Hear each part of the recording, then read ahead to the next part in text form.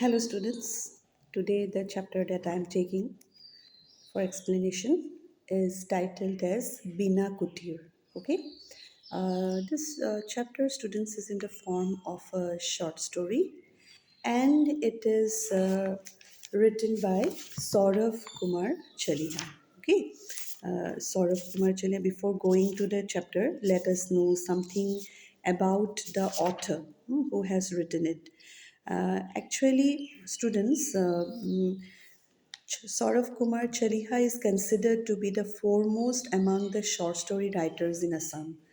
Foremost means he is considered to be one of the pioneers, okay, the first ones, the first short story writers, the first writers who have initiated or who have started the trend of writing short stories. He is considered to be one among them. And it is the pseudonym of Surendra Nath Medhi. That is not the real name. The real name is Surendra Nath Medhi. That is the pseudonym, means a false name or a bogus name. See, many writers take a false name, a bogus name. Many actors are also there, actors, actresses who take you may say, a bogus name while doing the films or doing their acting. And they have a real name. And the real name of the author is Surendra Nath Medhi. He was born in 1930 and he died in the year 2011, who, however, refrained from interchanging the two identities. Okay, he refrained from interchanging. He didn't. He was not, you may say, willing to interchange the two identities in a career spanning more than 6 decades. 1 decade, 10 years, more than 6 decades means almost 60 years. Chaliha brought ingenuity and exquisite craftsmanship to the form of modern storytelling, and he's undoubtedly the pioneering figure in this field as a practitioner in the Assamese language. And he is credited to have brought an exquisite craftsmanship and ingenuity, okay, a talent, a newness, a craftsmanship to the form of modern storytelling. See, just like in different fields, you see the changes in the field of dresses, in the field of science and technology. Similarly, in the field of literature, also changes take place with time. The style of writing changes with time. So, in case of modern short story writing, the credit uh, goes to Saurav Kumar Chalia. He is one of the pioneers, one of the beginners. There were others also, but he was one of them who brought remarkable changes in the field of short story writing in the language Assamese. Okay, so let us see what is the beautiful story that we have in store for us. The title is Bina Kutir. Kutir, you know, students, Kutir is a small house, okay, that is called Kutir. It's and Bina is a name. Bina, generally we see many Assamese girls name as who are named as Bina. So Bina is a very common word that we hear in the language Assamese, okay, and here it is titled Bina Kutir. Okay, let us see what the story has in store for us. Now, see, before going to the story, let me tell you, students, in this story there is a narrator. Okay, and who is that narrator? Now, in the story, the narrator is a young person who was in search of a rented house. He wanted to have a house on rent. You know, people for different reasons they have to leave their own place, and they cannot buy houses in each place they go. So there is a provision of getting houses on rent. They use the house monthly, they make a payment after negotiation with the landlord or the landlady. So here also we see that the narrator, he wants a house on rent to live not alone, but he had his family members. So together they are going to live in a rented house, and he was desperately searching a rented house. And while he was searching the rented house, then he came across this kutir, okay, this house which he titles as Bina Kutir, okay, which he thinks is named as Bina Kutir, but there is no name no nameplate to the house, but this narrator himself thought that Bina Kutir will be an appropriate name for this house, okay, which he thought would be very convenient for his family to live. It'll be very nice if he got that house on rent. Then the whole story centers around this house Bina Kutir, okay, how it looks like. There's a description. Then the student, there is a juxtaposition between reality and imagination. That part is very important. You have to understand a juxtaposition between reality and imagination. Reality, how the Bina Kutir is, what information does the narrator collect from the nearby shopkeepers regarding Bina Kutir. Then, and the other part is his speculations, okay, his imagination. He also weaves a story round Bina Kutir, which is not true. He thinks that these members are like that, the inmates of the house are like this, and he goes into extended imagination. He imagines a lot, he has a fertile imagination, and so we see that reality and imagination, and centering round what? Centering round this house Bina Kutir, okay, what real information he gets and what imagination he makes regarding the house Bina Kutir, okay. And let us read line by line. Then again in the end, I'm again going to sum up, and I'm going to show you all point wise which are the real facts about Bina Kutir and what are the imaginative facts about Bina Kutir. Okay, let me start. Cramped in between a motley assembly of newly constructed concrete buildings, the lone Assam type single story house stood unperturbed. So, in the first line, we get you may say description of the house, the position, okay, where it is situated. Cramped means it was jam packed, crammed in between a motley assembly. Motley assembly is a collection of newly constructed concrete buildings. You know, the students, that with time we have seen that old houses are these are demolished, and in place of that, new buildings are being constructed in different places of Assam, also like the other states of India. In Guwahati, we have seen that already. Most of the houses are in the form of apartments, be huge buildings.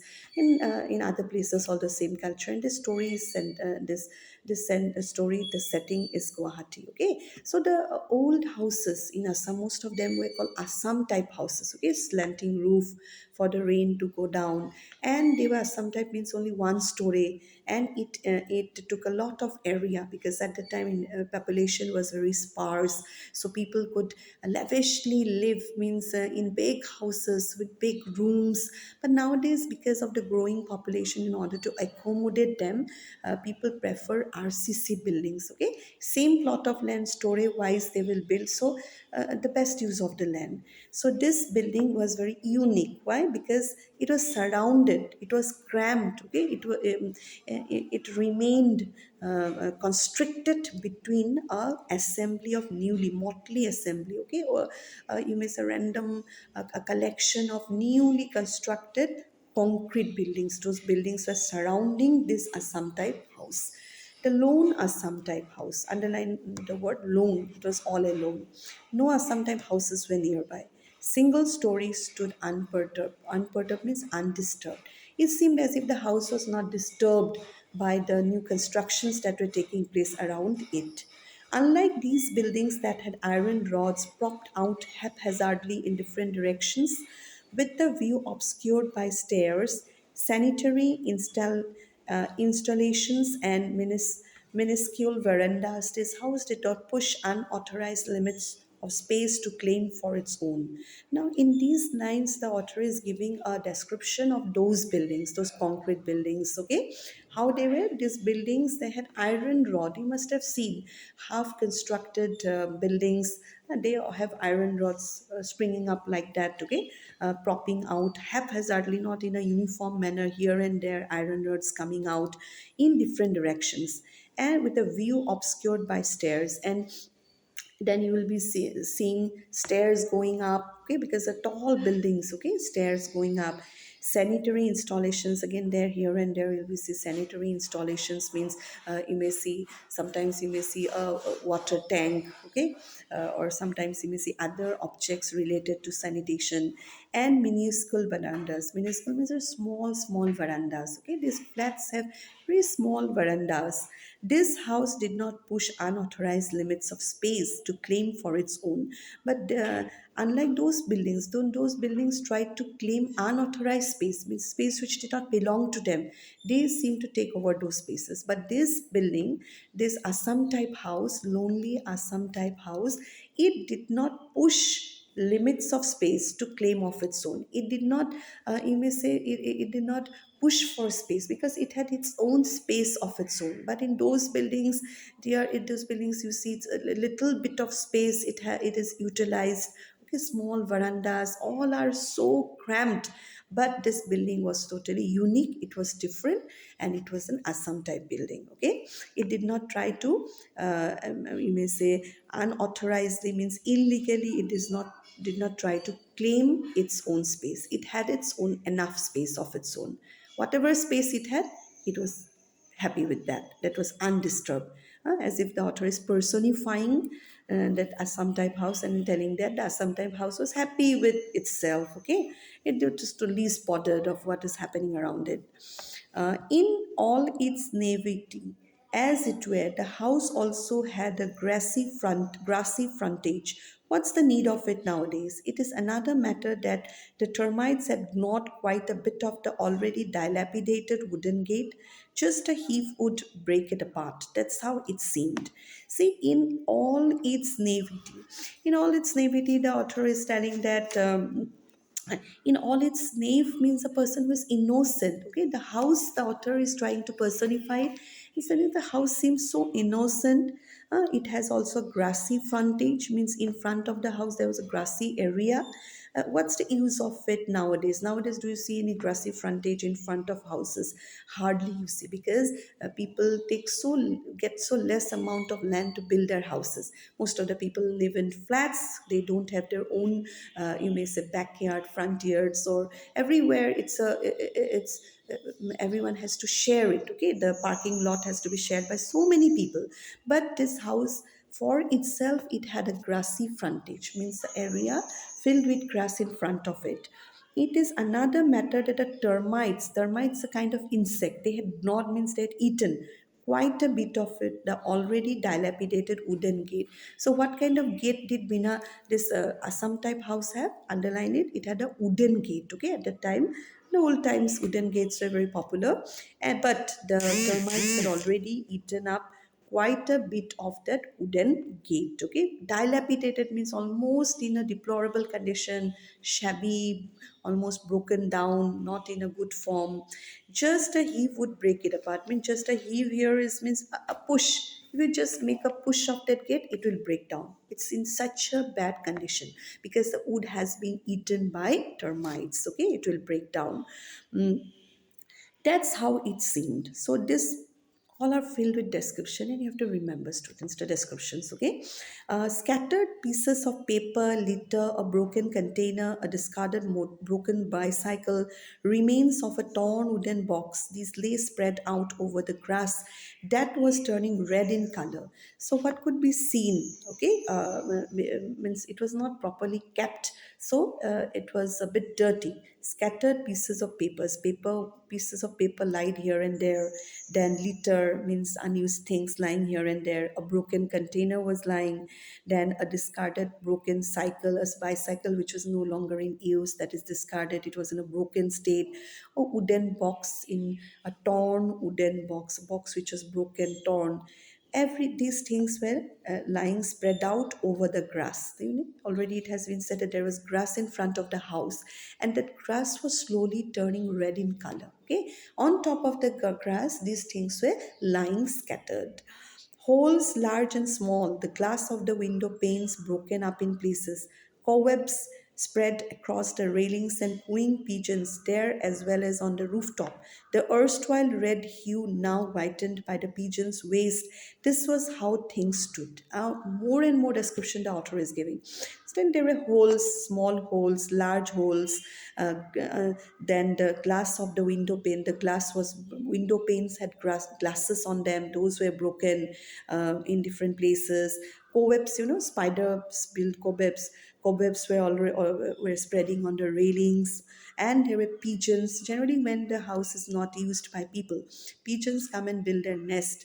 When there are people, then also pigeons come. But here we see the lot of pigeons were there. They were cooing, and they were on the rooftop. And because of the excreta, the pigeon's waste, the red, erstwhile the original red color of the house in many parts had become white. Okay, this is how the thing stood. Okay, the electrification of the bygone days atop the tin roof, not in the parallel running form that characterized the RCC buildings which surrounded it, and a rare Bina flowering plant, now completely flowerless, crept up the wooden scaffold. Even from a distance, the infested leaves layered with dust was discernible. See what the author is telling here, that there was electrification. The electrification means the wiring of the house was not like what the RCC buildings of the present times had. The electrification of the bygone means the old days, atop the tin, on top of the tin roof, now not in a proper condition. Then there was a Bina flowering plant. Bina, that point is very important, why we get the name of the chapter. Bina flowering plant. Bina is a kind of plant where flowers bloom. Okay, and that flowering plant was also there, but now at the time when the narrator saw that house, there were no flowers on the plant. Okay, crept up the wooden scaffold, it was creeping up the wooden scaffold in the front of the house. And from a distance one can see, one can make out from a distance, you don't need to go near by, from a distance you can make out that the plant was, the leaves of that Bina plant was infested with insects. Insects were infesting, eating on the leaves, and they were filled with dust. Okay, there was discernible, but could clearly seen. One can make out in what condition the Bina plant was. Okay, so here, till here, students, the first paragraph is a full description of that kutir, of that house. Okay, you have to remember, see, minute descriptions the author has given. That's why probably is one of the greatest short story writers. So minute description, where it was, okay, its position surrounded by RCC buildings, then the grassy frontage, okay, then we the red color which was turning into white because of the peasants waste. Then we get to know about were on the grass, what were the things that were lying, the electrification, ultimately the Bina plant which had no flowers in it. Okay, clear? No identifying signage could be seen, but what other name would be apt for it other than Bina Kutir? The narrator was thinking, okay, there was no signage, means there was no sign, there was no nameplate attached to the house, in front of the house, none was there to be seen. But he thought that the name that will be very appropriate, very apt, very appropriate for that particular house will be none other than Bina Kutir. Bina, what now you understand how it comes? It comes from the flower Bina. Okay, Kutir is a small house. Clear? So Bina Kutir is a name that the narrator thinks will be appropriate for that particular house. Disembarking from my bicycle, I spent some moments observing the house, a campus covering almost 2 kathas. The being L-shaped house wouldn't be comfortable stay for more than a 4 or 5 member family, including children. So, how was the narrator coming? He was coming by riding a bicycle. So he disembarked, means he got down from the bicycle. He spent some moments observing the house, and then he made an idea that it was a campus covering how much amount of land. 2 kathas. Okay, katha is it in italics because it is not a English word. Okay, and it is a measure of land. Okay, katha is a measure of land. Plural form of katha is a measure of land. 5 kathas make up 1 bigha. The plot of land where Bina Kuti was located. It's not very big. It wanted to say that. Okay, the idea was that. Please remember for 1 mark answer, 2 kathas of land. The being L-shaped house. The house was in what shape? L-shaped house would not be comfortable stay for more than 4 or 5 members of a family. Means maximum 4 to 5 people can stay in that house with children. Not more than that. What would be the number of rooms? He was speculating. The narrator was thinking, okay, how many rooms will be there inside the Bina Kutir? Two small ones, a separate kitchen, or something similar. Okay, he was guessing, he was making some assumptions. Probably there were two small rooms and one separate kitchen, or something like that. There is open space behind the house, most probably as well.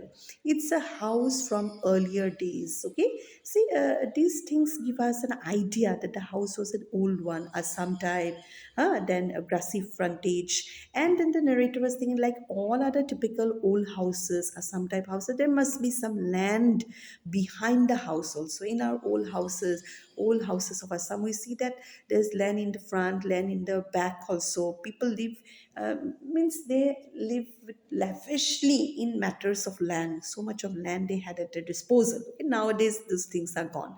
So he was assuming that probably there was land on the backside of the house.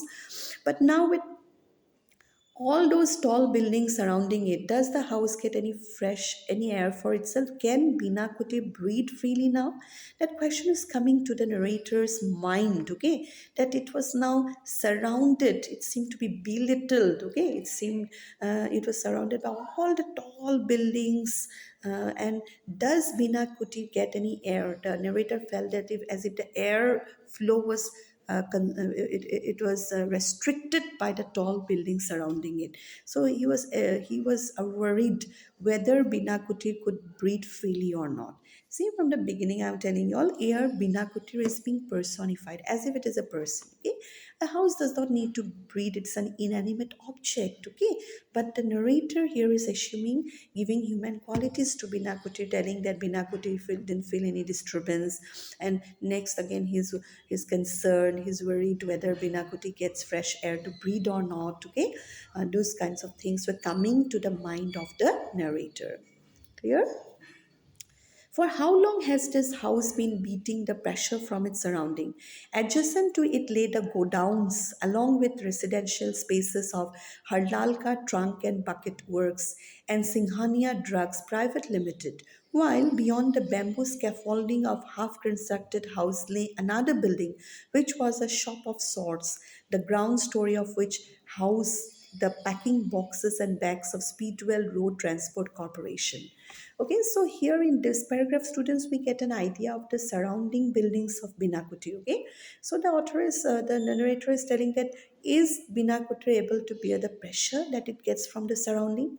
Because so many buildings, tall buildings are there surrounding Binakuti. Adjacent to it, just near it, okay, adjacent, side by the side, there lay the godowns. Godowns are like storehouses where things are kept, along with residential spaces. There was godowns as well as residential spaces where people lived. Of what? Harlalka Trunk and Bucket Works. Underline that. Residential spaces of Harlalka Trunk and Bucket Works and Singhania Drugs Private Limited. Okay, the residential spaces were there. While beyond the bamboo scaffolding of a half-constructed house lay another building. Beyond means after that there was a half constructed building and it had bamboo scaffolding in front of it. And beyond that, there was a shop of sorts. There was a kind of shop nearby that house, the ground story of which housed the packing boxes. Ground story of that house where there was the shop, there was the packing boxes and bags of Speedwell Road Transport Corporation. It's a kind of it's a name which used to deal with these things, Speedwell Road Transport Corporation. And in front the cacophony of diesel trucks, rickshaws, push carts, which was further adumbrated by sound of motor pumps drawing water into the storage tanks above. Can Binakutir even contemplate anything in a moment of quietude? So, along with these tall buildings, okay, please remember the names: Harlalka Trunk and Bucket Works, Singhania Drugs, again, this Speedwell Road Transport Corporation, some kind of courier service probably. There was, again, in front of it, on the road, all the time. There was a plying of these diesel trucks, rickshaws, push carts. There was all the time a cacophony, means you may say a noisy environment, okay, a combination of noises, disturbing noises, which is further adumbrated, means which is more, you may say, intensified, okay, it was more disturbed by the sound of motor pumps. All the time there was a sound of motor pumps drawing water from the storage tanks above. The narrator is thinking, in amidst all these noises, okay, all this cacophony, all this noise pollution, does Bina Kutir get any time, a single moment to contemplate, means to think about anything of quietude? Is there any silence left? Okay, as Bina Kutir is assumed to be a human being, does it get any peace of mind to think something, to retrospect, okay, to rest in peace? All the time there is disturbances. Okay, this is what the narrator was thinking. Still, it would not be a bad place to live in, with my mother and my college going brother, along with the young domestic help, and my sister could also come and stay after her hostel days were over. There was sufficient space. See, so he has highlighted the disturbing points of Bina Kuti. If they stayed in Bina Kuti, they will also be disturbed with all these noises, but still, in spite of that, he thought that it will be a nice place to live in. So now we get an idea who are the members. There were five members in the narrator's family. His mother was there, brother who was a college going chap. Then he had a domestic help, a kind of a servant, a domestic help, and his sister also. She was staying in the hostel. He thought that after her hostel days were over, she can also come and stay with them. Others, sufficient space. It will be enough for his family. Once cleaned up, the grassy frontage would make time spent in the veranda, both during night and also day, quite pleasant. And already he went to imagination that once he takes that house on rent, how nice it will be. He will make it clean, tidy. He will clear the grassy frontage. Then it will be a very nice, pleasant place to sit on, and in the mornings, in the evenings. The bina plant would flower again. The dust-laden leaves would give way to greener ones. Maybe the plant would be trimmed and cut as well. Then he also thought that the bina plant would flower again. Now it was not flowering, but once he takes it on and take care of it, it will flower. People once start living there, then there will be life into that house. Okay, bina plant will flower again. Dust of the leaves will be removed, and green leaves will come out, new green leaves, and the plant could be trimmed. And he said, "Oh, I could trim the plant also. It could be trimmed and taken care of. It isn't far off from my office by bicycle. It will be quite convenient for me." Means all the pros and cons he's considering. He's thinking that such a nice place it will be. It will be not a long distance from my office. By using my cycle, I can come and go, and I can go to my office and return very comfortably. It's a quite a manageable distance, convenient for him, rather than the monotonous, lifeless, and stay-at-home in an RCC building. Bina Kutir is much more attractive as a proposition, even if the rent is 50 rupees more or even 100 rupees. Okay, underline that. Is telling that Bina Kutir would be very prospective. It will be a very nice place to live if he compares it with a RCC building. If he goes and lives in a flat in a RCC building, it's very monotonous. Okay, you don't have any distractions. It seems to be very lifeless, very artificial, mechanical, staid. Okay, very means monotony, means no attractions are there. And Bina Kutir is much more attractive. As a proportion, he's proposing, means he is assuming, already he has not gone. Okay, in his assumption, his imagination, what he thinks of doing, how he presumes his life to be in the Bina Kutir, and thinks that it'll be a very nice one. If the rent is 50 rupees also, is able to pay, is willing to pay. Even if it is 100 rupees also, he is willing to pay.